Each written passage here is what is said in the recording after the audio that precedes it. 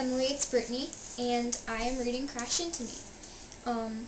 This book is about four teenagers who have met in a chat room, and they all want to commit suicide. There's two girls and two boys. Owen is the main character, and he's very quiet and shy. He doesn't really talk much, and he's constantly typing.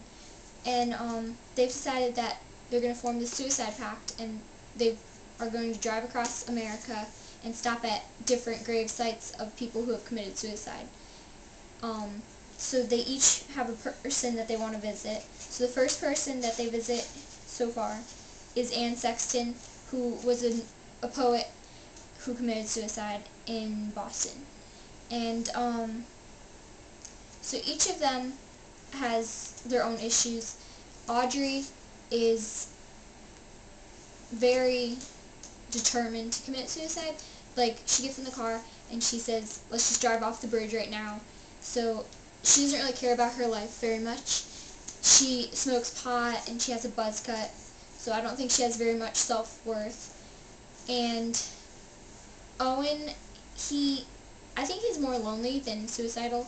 He mentions a couple times how he doesn't think this is a good idea, or he shouldn't have come on the trip. And then he also says that he kind of feels like this suicide pact is his family, and this trip is kind of like a family vacation. So that's kind of weird to think of suicide as like comforting, like a family would be. So I think he's going to back out of committing suicide, really. And Janae is very upbeat, which is kind of strange for somebody who wants to kill themselves. And Frank just drives the car. He doesn't really talk very much, so hopefully it'll go into more detail about him, but right now I don't really know much about him. So they stop at Anne Sexton's grave, and they go over, and Janae reads a poem, and it's kind of ritualistic, I guess you could say. They are just going to these places and visiting these graves, and so they made a list of the top 10 bizarre ways to kill yourself, and number 1 was Fruit Loops and Drano. So I don't really know how that would work out. It seems kind of hard. And then Audrey, it says, has tried to commit suicide with a frying pan to her forehead, so she has a scar from that. And Owen has tried to commit suicide 6 different times, so I don't think he's very good at it because he's still alive. So I think it'll show more about why they want to commit suicide and like what's wrong with their lives that they're so bad that they don't want to live anymore.